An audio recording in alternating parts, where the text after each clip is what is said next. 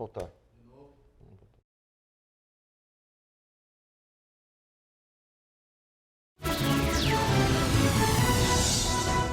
Voltamos com o Jogo do Poder, hoje recebendo o deputado federal Celso Pancera, do PMDB. E o Walter Diogo deixou uma pergunta para o deputado no outro bloco, e eu pediria ao Walter que repetisse. Uhum.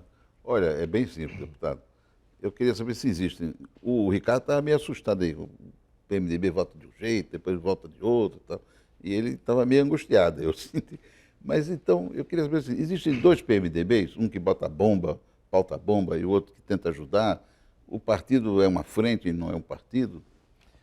O PMDB ele foi muito dividido para a campanha presidencial, né? Em que pese uma maioria muito apertada aprovou o apoio à Dilma, a presidenta Dilma, e uma parte, mesmo aqui no Rio, tinha o AESão, que era um movimento que apoiava o Aécio e o Pezão. Eu acho, a impressão que eu tenho é que essa divisão, ela um pouquinho permaneceu, né? Ela permanece um pouco, ainda tem setores que ainda acham que a melhor proposta era o Aécio, que até hoje defendem essa ideia. Mas também tem os problemas da articulação política do governo. O governo teve uma série de problemas de articulação no primeiro semestre e que deixava a base política do governo muito solta e levou a momentos de tensionamento interno da bancada e com votações desse tipo. Mas eu posso assegurar que a maior parte da bancada, a imensa maioria da bancada, tem votado as propostas de pauta do governo, particularmente depois que o vice Michel Temer assumiu a articulação política e deu uma unificação política na base. Não, mas ele tinha que sair mesmo, ele cumpriu a tarefa dele, eu era um dos defensores, que quando votasse o ajuste, ele é vice-presidente, e a articulação é tarefa de ministro, E é um não tarefa do vice-presidente. É um vice-presidente que fala muito, né? Eu nunca vi esse vice-presidente falasse tanto como ele. Mas ele fala muito, fala bem. Um bom vice-presidente. É uma boa pessoa. Eu o conheci recentemente, estive com ele em algumas oportunidades desde que assumi como deputado federal, e em todas elas ele procura muito medir as palavras, é muito ponderado. Você acha que ele mede mesmo as palavras? Quando ele diz, por exemplo, que o presidente Dilma não resiste até o final do mandato se mantiver esse índice de popularidade? Eu acho que ele não falou uma inverdade, né? 7%, 8% de popularidade significa que é um governo questionado pela população, né? Mas eu acredito que... Mas popularidade não é crime, né, deputado? Não, na verdade, se nós tivéssemos no parlamentarismo um governo com esse grau de aprovação, certamente cairia. Isso. Mas nós não estamos no parlamentarismo. Nosso regime é presidencialista. E para que caia presidente, é necessário que haja um fato concreto, uma acusação específica, com provas contundentes contra ela, o que até agora não há. Não, inclusive, ontem fiz uma fala, semana eu fiz uma fala no Congresso, eu sou contra o impeachment. Eu não vejo motivo para o impeachment. Eu sou da parte do PMDB, que é a maioria do PMDB, que é contra o impeachment da presidente. Porque se nós fôssemos tirar todos os políticos que estão com popularidade baixa, se ia tirar mais da metade dos prefeitos, dos governadores, não é só presidente. Isso funciona com esse questionamento, com a lógica do parlamentarismo no presidencialismo. No parlamentarismo, quando um governo está fraco, ele cai automaticamente. No presidencialismo não é assim. Se se quer que se faça isso também no Brasil, que se mude o regime. Isso, concordo. E o Brasil tem que aprender a conviver com governos que dão e governos que não dão certo, né? O voto, ele acerta e erra. Mas ainda é a melhor forma de se escolher um governo através do voto. O senhor acha que deveria haver uma reforma ministerial para poder ajustar ao quadro partidário? O governo tem sinalizado que vai fazer um enxugamento da máquina.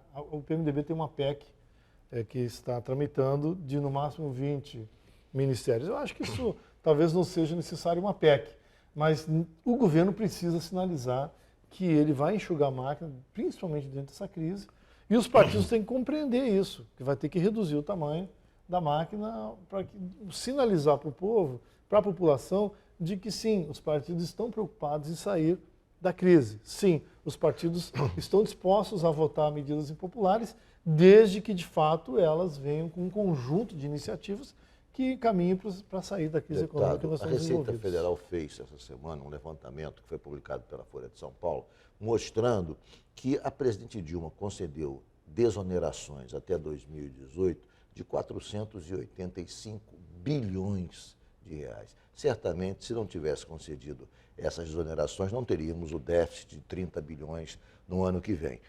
Muito bem. Ela mandou, o ministro Levi mandou para o Congresso um projeto cortando algumas dessas desonerações, cujo relator foi até o deputado Leonardo Pisciani, ele que relatou esse projeto, e alguma coisa foi, digamos, cortada, outras não. Alguns setores mantiveram essas desonerações. O senhor não acha que esse número, 485 bilhões, é um exagero e que realmente aí está a questão, ou seja, cortar as desonerações concedidas durante o governo da presidente Dilma? É ponto de partida, ao invés de se pega muito na questão do Ministério, como se isso fosse uma questão fundamental. A questão fundamental está aí, desonerações de 485 bilhões de reais. Isso, associado à crise internacional, digamos, a dificuldade, a queda do crescimento da China, que passou a não importar como importava commodities brasileiras, quer dizer, esse fato associado à crise internacional realmente torna o Brasil, leva o Brasil a quase uma situação de insolvência. Efetivamente, né? Eu estava até ontem semana comparando, em 98, em 99, no Brasil viveu uma grande crise. Em 98 teve uma crise mundial e o Brasil segurou a cotação do dólar à paridade. Vocês lembram a paridade do real com o dólar? Essa coisa foi até o início de 99, quando o Banco Central liberou e o dólar explodiu para quase R$13. E gerou uma crise econômica e o Brasil teve que ir no FMI buscar 38 bilhões de dólares para financiar a crise. Então veja como essas coisas elas atingem de forma diferente a economia. O Brasil, em 2008, a partir de 2008, os governos, o Lula, depois a presidenta Dilma, fizeram uma opção de incentivar o mercado interno e abrir mão de ganhos do Estado para que a recessão não atingisse de forma dura o presidente Lula a conseguiu economia fazer brasileira. isso, estimulou com crédito, não só desonerando, mas concedendo créditos. A presidente Dilma me pareceu que operou mais na desoneração. O ministro Manteiga foi só nessa linha. E isso não funcionou. O que faltou, acho, foi a percepção do momento que isso devia ser parado de ser feito. Não devia ter esticado até esse ano. Quando o governo tentou voltar atrás, esse é o ponto fulcral, da crise econômica, porque passa ao país associada.